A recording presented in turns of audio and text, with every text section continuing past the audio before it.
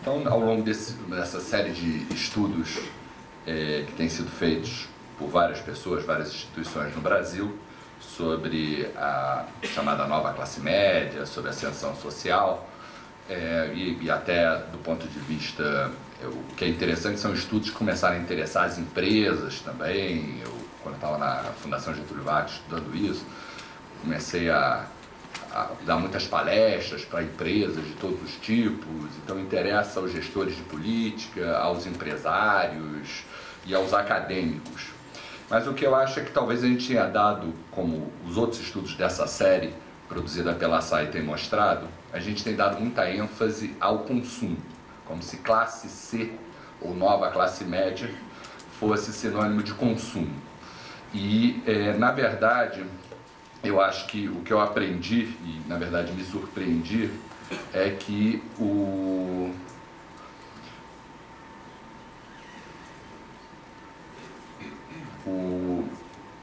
É para trás? Desculpa.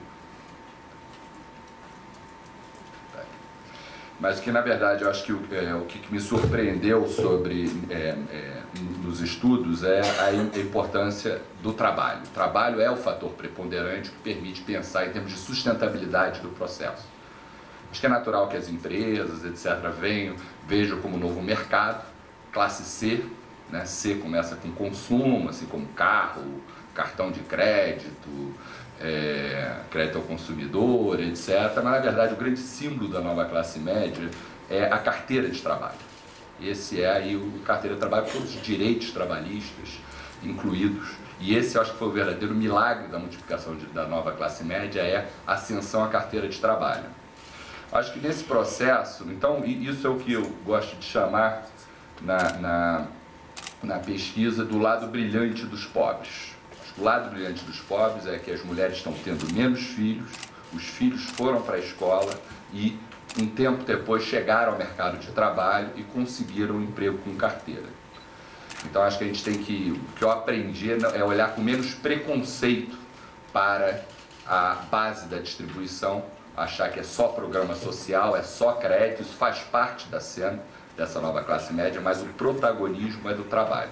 Agora, nesse processo todo, eu acho que a gente aprendeu, estou sempre andando para frente, para trás, aqui, que a importância da carteira de trabalho, mas o empreendedorismo. Eu confesso a vocês, fiz algumas pesquisas há algum tempo sobre esse tema e estava bastante preocupado sobre o empreendedorismo no Brasil. Por quê? Então, por exemplo, um dado como esse, do quantidade de empreendedores, então fixem ali no mapa, em 2000, vou passar o mapa para 2010, a gente vê que o mapa fica bem mais claro, né? Então, cai a quantidade de empreendedores em todo o país, né? A gente vê aqui o mapa, passar aqui o mapa anterior, era esse, o mapa novo é esse. Então cai de 26,3% para 23% a proporção dos ocupados, obviamente a ocupação cresceu, mas a proporção de empreendedores cai. E na verdade você olha, cai em todas as unidades da federação, todas as capitais, não é alguma coisa que caiu muito em São Paulo é grande, não, caiu, foi generalizado. Então olhando esses dados eu comecei a ficar preocupado, afinal o símbolo que habita as cenas dos filmes americanos da classe média é o sujeito que monta o seu próprio negócio, imigrante, etc., e sobe na vida. Então eu comecei a ficar preocupado olhando esses dados, já há algum tempo.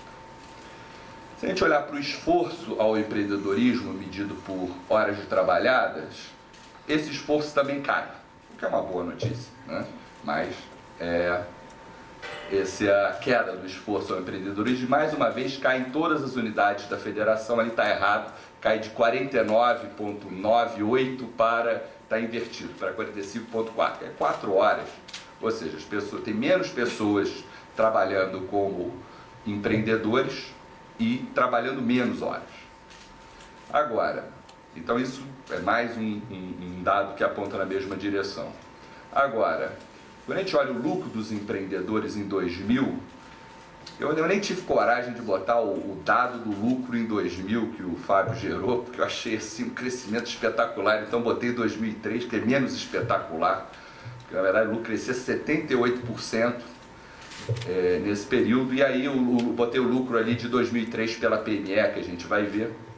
Esse é o lucro de 2000 e o lucro de 2003, ele passa, quer dizer, ele tem esse aumento pelo censo de 78%, pela PME 2003-2013, 35%, que já é alguma coisa. Então, antes de a gente olhar o mapa, a gente vê essa mudança de coloração, um aumento forte no lucro dos pequenos negócios, acompanhado, ou seja, que é uma medida de qualidade do negócio, a capacidade das pessoas levarem renda para casa, né, do ponto de vista social, do desenvolvimento humano.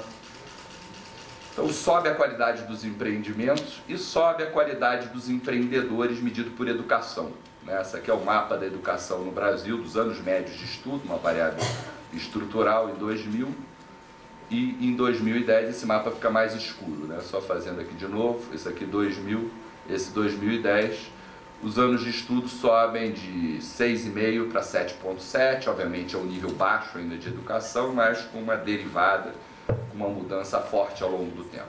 Então, o que a gente viu aqui? A gente viu queda do empreendedorismo, queda do esforço dos empreendedores, então cai a quantidade de trabalho empreendedor, de empreendedorismo no Brasil, e sobe a qualidade, medida seja do ponto de vista da educação, que é algo que vai não só explicar o lucro hoje, mas o lucro no futuro, é a principal variável, como também o lucro que se leva para casa.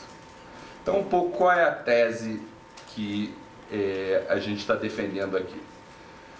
É que negócios de subsistência estão sendo trocados por empregos com carteira e por negócios com maior potencial de acumulação e crescimento. Quer dizer, empreendedorismo, como é colocado internacionalmente, são conta próprias e empregadores. Essa é a medida de empreendedorismo. Os da base estão diminuindo, as pessoas estão trocando empregos com carteira, trabalhos de subsistência por empregos com carteira e por negócios melhores. Ou seja, está diminuindo a qualidade, está diminuindo a quantidade de empreendedores, mas melhorando a qualidade, e as pessoas estão optando por empregos formais ou empregos melhores. Essa melhora de qualidade empresarial se dá tanto no sentido social, como foi bem apontado pelo Ricardo aqui, assim, no sentido, a fala do Ricardo centrou muito sobre as externalidades geradas pelos empreendedores em dois níveis. Primeiro, na geração de empregos, houve uma geração de empregos que ajuda ao combate à pobreza, essa nova classe média, como também a redução da desigualdade entre empregadores e seus empregados. Então, esses empreendedores contribuíram de uma maneira muito significativa com o Brasil. Um pouco que eu vou abordar aqui é o lado privado, assim, no sentido, como é que, quer dizer, sabe que a atividade empreendedora, o sujeito, como todos nós, está preocupado, não nós no governo, nós estamos preocupados com o Brasil, mas a maioria das pessoas está preocupada em ganhar seu dinheiro, fazer seu negócio, etc. Essa é a vida, né, que cada um leva. E o que houve em termos do lucro que eles levam para casa? O que houve? Esse é o o enfoque que eu vou dar nessa parte da apresentação. E um pouco o que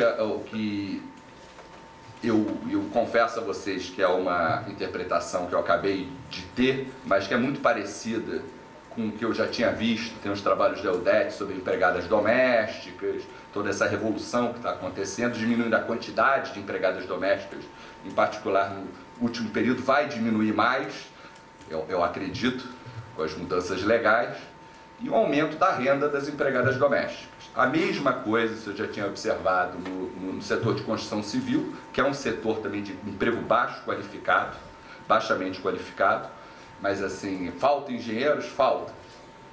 Segundo os estudos de IPEA, nem tanto, né? Mas falta engenheiros, mas falta peão de obra. Aquele sujeito que carrega o saco de cimento nas costas, etc., tem menos, e eles estão ganhando mais. E o outro é agricultor. Eu até escrevi um livro, último livro, sobre superação da nova classe média no campo, que a gente nem aborda tanto aqui nesse estudo. Olha, assim, um fenômeno, exatamente a mesma história na área rural brasileira. O trabalhador braçal está diminuindo mas aumentando o salário, aumentando a formalidade. Então, quer dizer, isso na verdade, a gente costuma dizer que o Brasil é o país do futuro, o que o Brasil tem sido é o país do passado.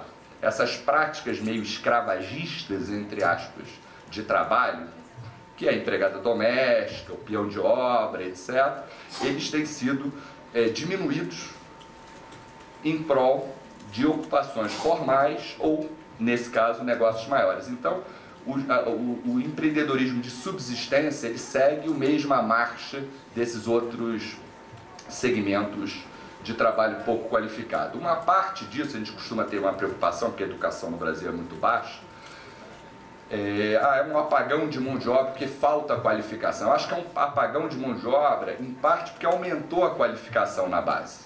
Quer dizer, a filha de empregada doméstica ou filho do peão de obra, ele não quer ser peão como o pai dele ou empregada doméstica com a mãe dela, sem nenhum demérito, mas é porque são profissões não muito desejadas. As pessoas chegaram ao ensino médio e desejam exercer uma profissão mais qualificada. Então tem um efeito educação reduzindo a oferta de mão de obra e as oportunidades do emprego formal no Brasil também atraíram. Então reduziu a oferta nessas atividades de subsistência e aumentou a demanda, que é o próprio crescimento dessa nova classe média. Então tem um choque de oferta, reduz a oferta de pessoas dispostas a exercer trabalho de subsistência. Então mais ou menos a imagem que eu tenho, pensa assim, numa cidade brasileira, nas esquinas. Você tinha 2 camelôs em cada esquina, com atividades altamente predatórias entre si. Agora você tem um camelô em cada esquina. Por quê? Porque o outro camelô resolveu ir para o emprego com carteira.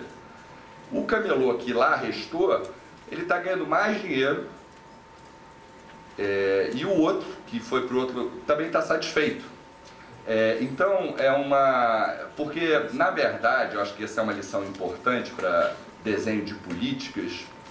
A ESINF já mostrava, e o estudo aqui mostra uma série de vozes dessa nova classe média empreendedora, o que eles acham, qual é a visão de vida deles, etc. Mas o que eu aprendi com a ESINF do IBGE de 2003, portanto, antes desse processo começar, é que, na verdade, você pergunta para o empreendedor urbano qual o seu problema. Ele vai dizer falta de cliente e excesso de concorrência. 2/3 deles falam que esse é o problema deles. E esse problema deles diminuiu. Por quê? Porque tem menos concorrentes, alguns se tornaram empregos com carteira, e a demanda cresceu. Então essa queda da taxa de empreendedorismo é, na verdade, uma virtude, porque diminuiu na base. Então essa é um pouco a tese, assim, é o pano de fundo, né?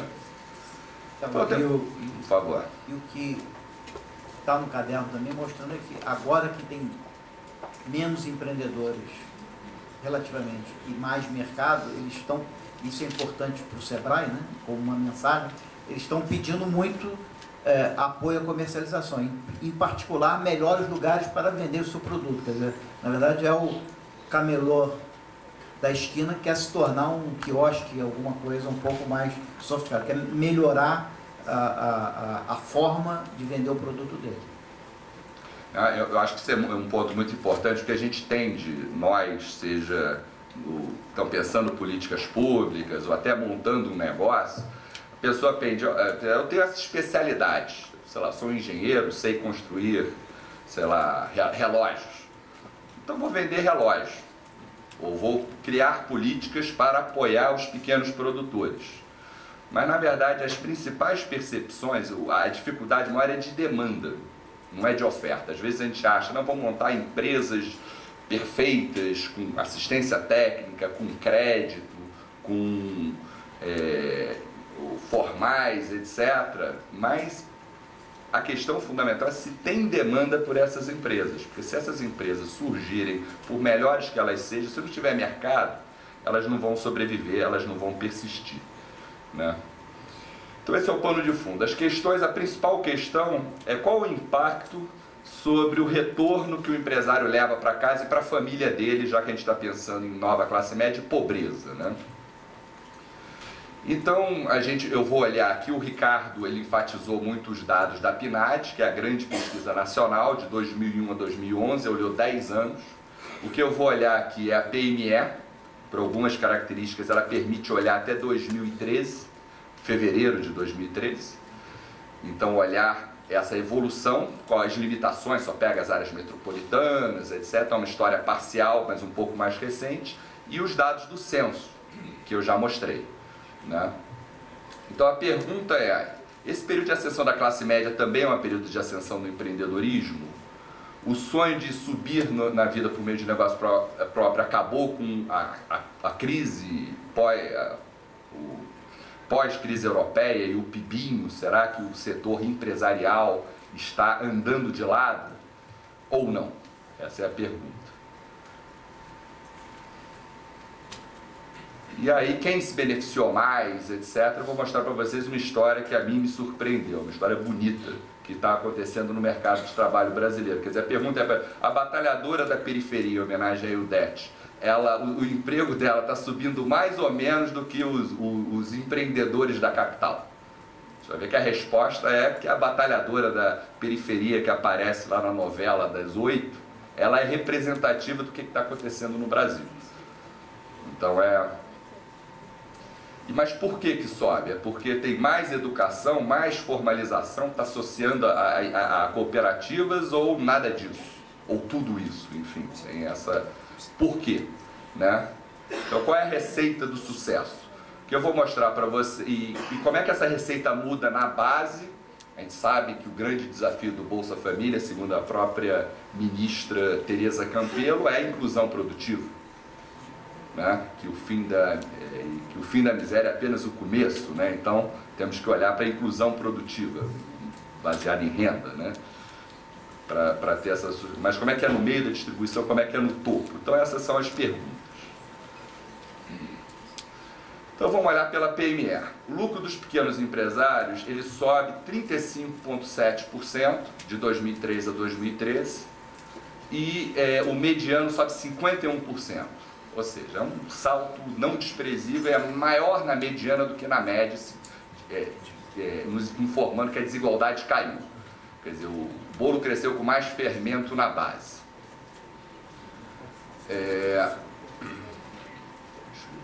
Mania de andar para trás. Então, mais prosperidade individual. Esse é o lucro, o rendimento do trabalho de conta própria ou empregador é o lucro que ele leva para casa. Depois eu vou olhar para as famílias. Então, corroborando essa imagem média-mediana, a desigualdade teve uma queda, acho que o Ricardo talvez classificasse de espetacular, 10 pontos de porcentagem, eu acho espetacular. A desigualdade no Brasil caiu 6 pontos de porcentagem em geral, lá caiu 10.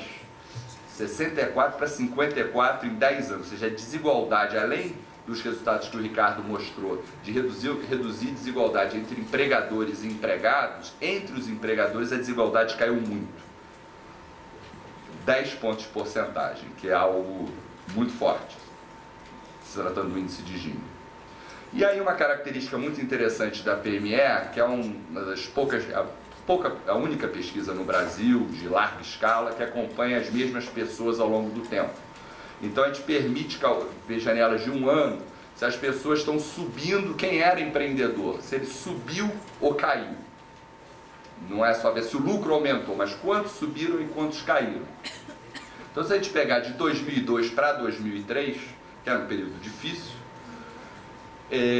27% das pessoas caíam, e 26% caíam e 27% subiam, ou seja, era um fluxo mais ou menos passando pela mediana que a gente utilizou, como falando de classe média, vamos olhar a mediana, também é equilibrado, né? Então, tinha mais ou menos uma manutenção. A probabilidade de subir em um ano o lucro aumentou, passando pela mediana, aumentou de 27 para 35, e a probabilidade de cair caiu de 26 para 14. Ou seja, em 2013, falo 2013 agora, 2012 para 2013, com PIBinho, com crise, etc., 35% das pessoas que eram empreendedores em 2012 subiram na vida. Isso é o maior nível de toda a série histórica da PME, um ganho que vai acumulando ao longo do tempo. E a probabilidade de cair nunca foi tão baixa e similar a outros anos. Aí não é nunca não é tão forte, mas a probabilidade de subir cresceu bastante.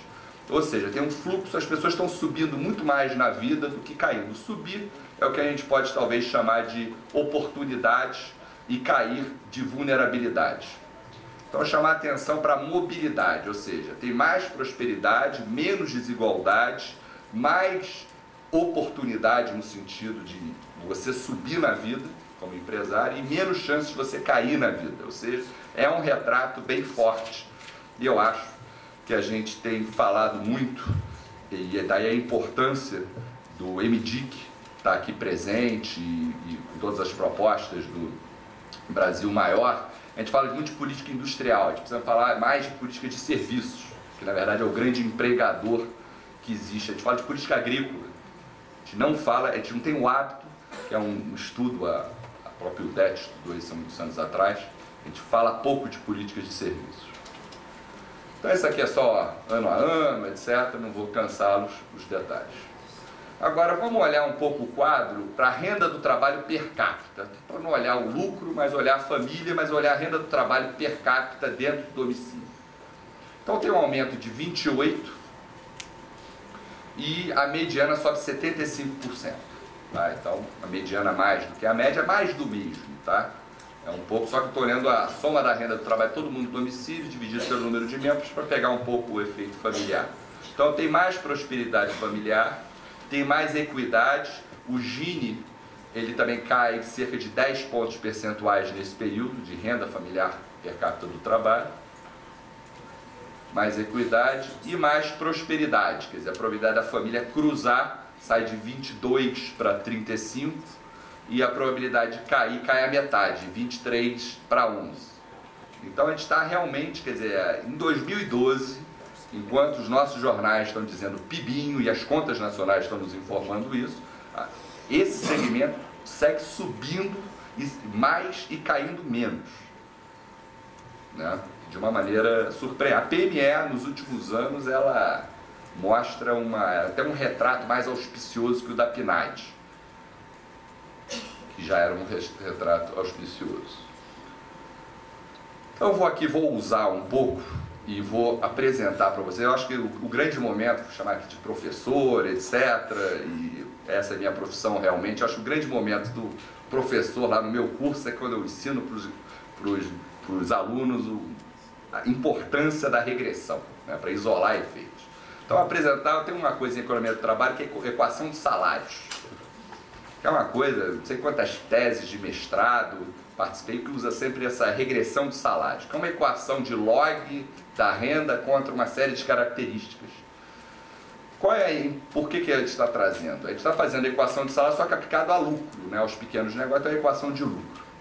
Então a tentativa é isolar o efeito de características sobre o lucro. O que causa o lucro? Como é que gênero, cor, idade, educação, para pegar um pouco a preocupação do Jorge Shediac, se compara com, influencia o lucro.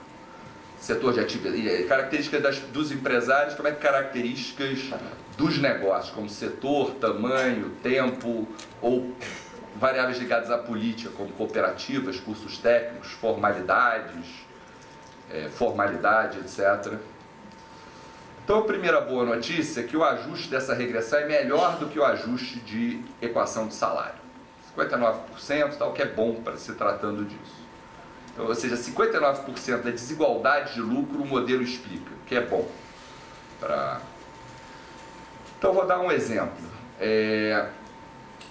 Está usando a variável ano.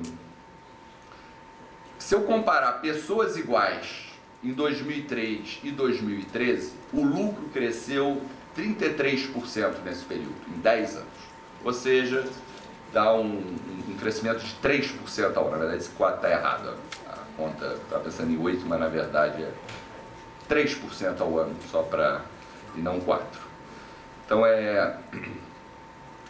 comparando pessoas iguais, que é até um pouco a mais do que o não controlado. Aí eu vou usar mais um pouco e apresentar aqui a regressão quantílica. Regressão de lucro quantílica. Então aqui a gente está dividindo a distribuição na base, isso aqui são os pobres, a base dos lucros, o meio, onde habita a classe média e o topo. Então o ganho foi muito maior na base do que no topo. Ele é decrescente ao longo do tempo. Então nesse período, mas eu estou comparando pessoas iguais em momentos com o mesmo sexo, mesma idade, mesmo tamanho, tempo de negócio, etc., em 2003 e 2003. A base é 2003. 2003 é zero. Então a gente vê como essas... Desculpa.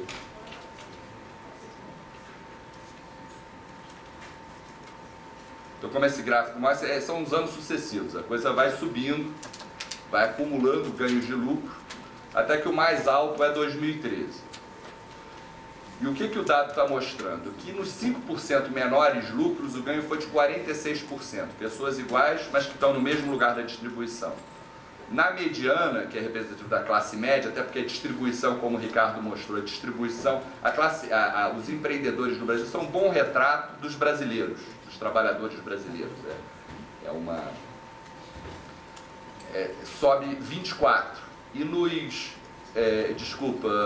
sobe 32 na mediana e sobe 24 nos 95% mais altos, ou seja, essa curva decrescente. Então, o bolo cresce, mesmo comparando pessoas iguais, mais fermento na base do que no meio, que por sua vez cresce mais do que no topo. Ou seja, o mercado de trabalho brasileiro está num momento muito interessante do ponto de vista, o que o Ricardo gosta de chamar os heróis,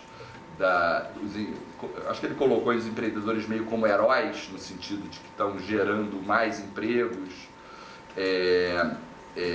para outras pessoas. Na verdade, se a gente olhar a face humana desses heróis, eles são mulheres, negros, da periferia, cidades nordestinas, não são suspeitos usuais que subiriam na vida. Isso eu acho que é muito interessante. Aí, eu ousando um pouco mais, peço desculpas, faço uma licença. Como é que cada variável influenciou o ganho de lucro? Eu estou interagindo, eu quero saber se gênero se tornou uma variável mais forte ou menos forte ao longo do tempo. Se o tamanho de empresa se tornou uma variável mais forte ou menos forte ao longo do tempo. Quero estudar a diferença da diferença. Então, eu vou dar um exemplo. Desculpas. O lucro dos empresários sem qualquer instrução é 74%, na verdade, 74% menor do que aqueles com nível superior incompleto. Essa é a fotografia de todo o período. Agora, o lucro dos empresários sem instrução subiu 29% a mais daqueles que já foram aos bancos universitários. Então, primeira parte, não tem novidade. Os empresários sem instrução ganham menos do que aqueles que foram para bancos universitários, ainda hoje, em todo o período, mas esse diferencial caiu sensivelmente. Quer dizer, o ganho de quem tinha pouca educação foi 29% a mais. E você pode pensar, não, mas a pessoa sem educação, normalmente, vamos dizer, a educação nas periferias é menor do que nas capitais. Não, eu estou controlando por isso. Então, estou isolando o efeito educação do efeito geográfico, efeito de características pessoais, tamanho de negócio. Não, quem tem educação tem um negócio menor, logo, não, está controlado. Então, isso eu acho que é um resultado que a gente chama muita atenção. Quer dizer, isso não é o que está acontecendo, isso é o que está acontecendo no mercado de trabalho brasileiro como um todo, qualitativamente falando. Mas não é o que está acontecendo no mercado de trabalho mundo afora. Mundo afora, os retornos de educação estão subindo e estão subindo muito. Aqui no Brasil, quem tem pouca educação é que está progredindo mais. E de uma maneira bem mais alta, que eu acho que vale a pena enfatizar. Então, aqui, apresentando vocês a equação de lucros. Isso aqui eu vou apresentar ela a vocês. Então tem duas colunas. Essa aqui é o diferencial. tomando como base homem, brancos, chefes de domicílio, pessoas com mais escolaridade. Então, o diferencial para todo o período 2003-2013 é negativo. A mulher tem um lucro 40% menor que o dos homens, mas subiu 7% a mais. Não foi um salto tão grande. Pretos e pardos, 23 a 18, mas tiveram um salto 10% maior. Então, o salto foi maior para aqueles que têm sinal negativo. Os sinais estão trocados. Na fotografia, é uma característica negativa. No filme ou na comparação de fotografias, ou seja, a desigualdade está caindo entre aqueles que têm atributos pessoais de lucros menores. E aqui é a educação. Então, a primeira coluna mostra o diferencial de lucros e a segunda, como é que evoluiu o diferencial de lucros ao longo do tempo. Então, tudo que é negativo virou positivo e tudo altamente significativo, etc. Estatisticamente significativo. Então, essa é a característica das pessoas. Então, para citar os números, mulheres têm um lucro 39% menor que o dos homens, pretos 23% menores que o de branco e analfabetos 73% menores do que aqueles com nível superior incompleto. Agora, o salto foi 7% a mais para as mulheres do que para os homens.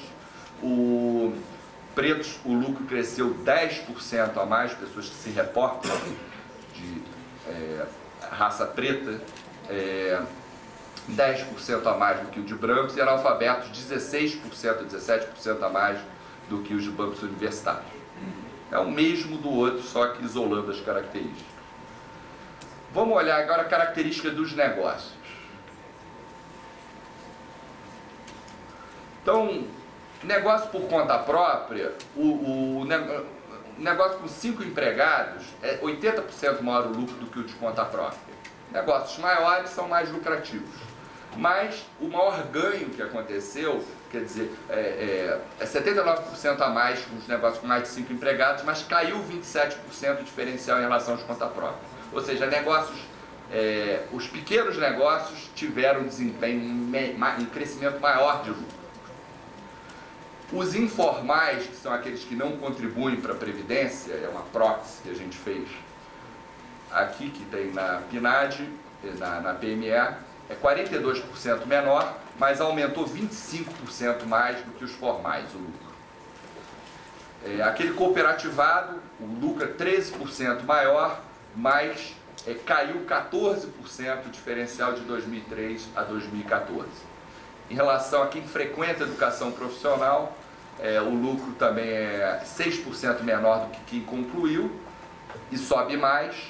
Quem não frequenta é o único resultado não significativo, não é estatisticamente, é positivo, mas não é significativo. Tá? Porque, na verdade, houve um boom que a gente tem olhado pouco. No Brasil, pela PME, de 2004 para 2007, existe um salto na frequência de cursos profissionais de 73%. E esse salto continua agora. Ele deu um salto de 2004 para 2007 e de 2011 para cá está dando um outro salto. Aumentou a quantidade de cursos, pessoas que fizeram curso de uma maneira não trivial. Então os retornos caíram. Marcelo, por favor. O heroísmo aí dos empreendedores continua, né? Porque quem mais gerou emprego foi quem menos aumentou o lucro. É isso? Exatamente. Aqueles que são mais lucrativos e que geram mais empregos de maior tamanho, o lucro deles caiu. Enquanto o do conta própria, que ele é o seu próprio patrão, né, cresceu menos. Porque eu acho que a gente tem um hábito em economia do trabalho, um certo hábito a gente tende a colocar os empregados sem carteira com os conta próprios juntos, se chama de setor informal. Mas, na verdade, a relação de parentesco é muito mais entre os conta próprias e os empregadores. Um é uma espécie do primo pobre, outro é o primo rico, né? Assim, no sentido de que existe uma relação de parentesco, eles são sócios do capital de risco. E o que o dado mostra é que o risco caiu. O risco de cair caiu e o risco de subir aumentou. Então, num certo sentido, ser pequeno empreendedor no Brasil, que o grande problema é a volatilidade, se tornou menos ruim no período recente. Então, reparem, empresas que se constituem há menos tempo, que acabaram de ser abertos, os startups, o lucro é 46% menor, mas o lucro desses negócios aumentou mais do que aqueles que estão há mais de 2 anos estabelecidos. Então, qualquer que seja a variável, seja pessoal, seja dos negócios, seja de localidade, o lucro nas periferias é 14% menor, mas subiu 3% a mais do que nas capitais. O lucro em Recife e Salvador, que é 30%, 40% menor do que o de São Paulo, comparando um empresário com as mesmas características, ele sobe bem mais nas cidades nordestinas, que são mais pobres, do que em São Paulo. Então, ou seja, o Brasil está meio de cabeça para baixo. Assim, não na fotografia, mas é um filme que está tornando a face humana do empreendedorismo brasileiro mais de sucesso, mais equilibrada.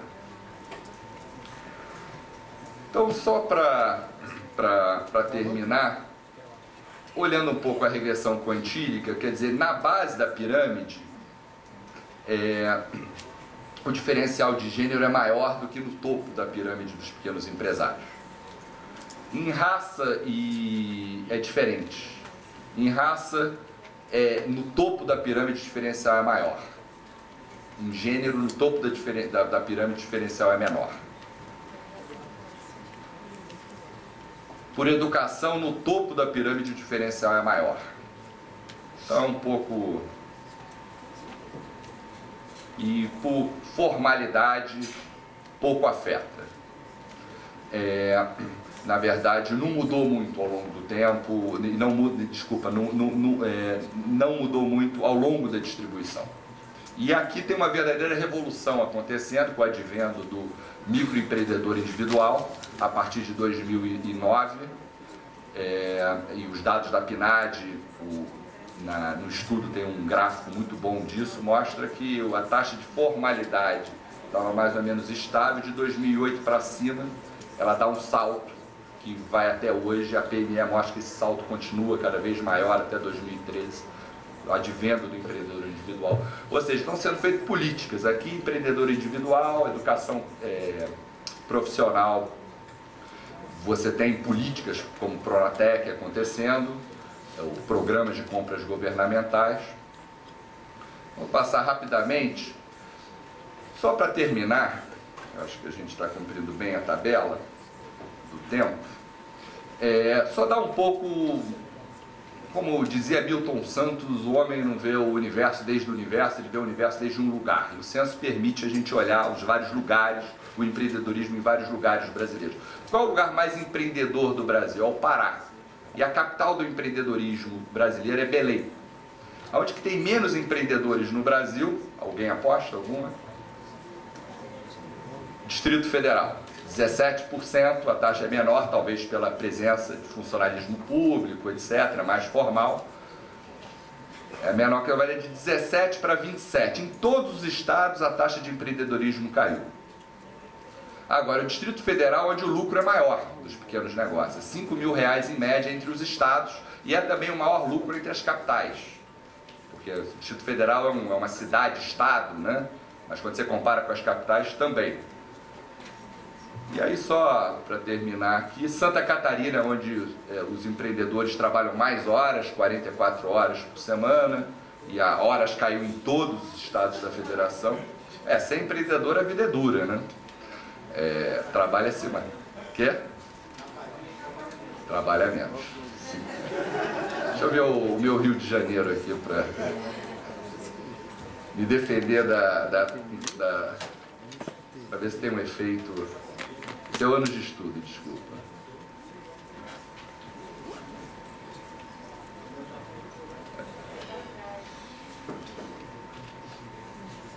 Desculpa, eu me perdi, mas vamos continuar. O maior lucro entre as capitais é em Vitória. Só olhando as capitais, depois São Paulo, tudo. Brasília é o quinto, na verdade.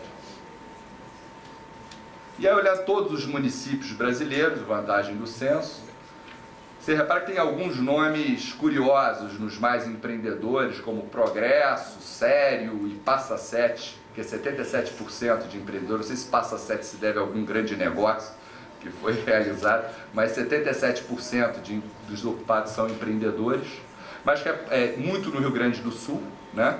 Entre os maiores empreendedores, maior tradição empreendedora no Brasil, e os menos, Lagoa do Barro do Piauí é o menos com 1%, ou seja, varia de 1 a 77% entre os municípios brasileiros.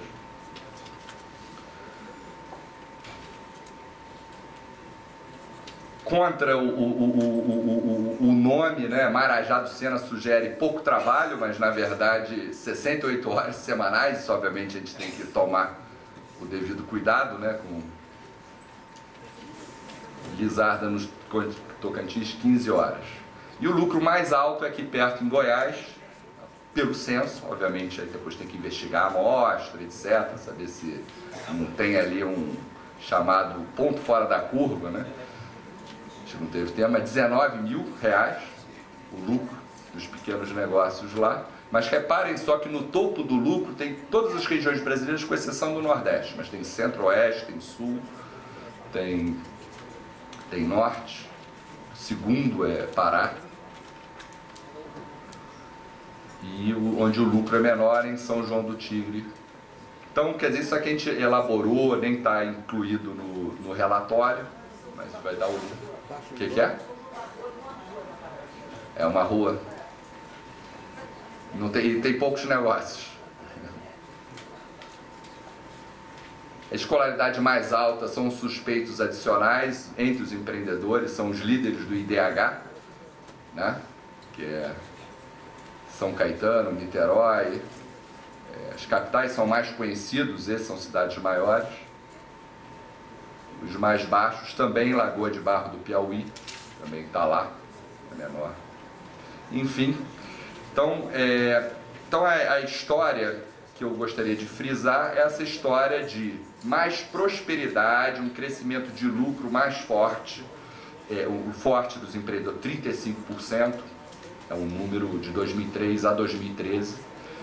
Essa taxa de evolução se mantém no último ano, de 2012 a 2013, só que 2013 ainda não terminou, ou seja, a gente está fazendo uma comparação de 7 meses e não em 12 meses, ou seja, a mesma taxa de crescimento significa, na verdade, uma aceleração.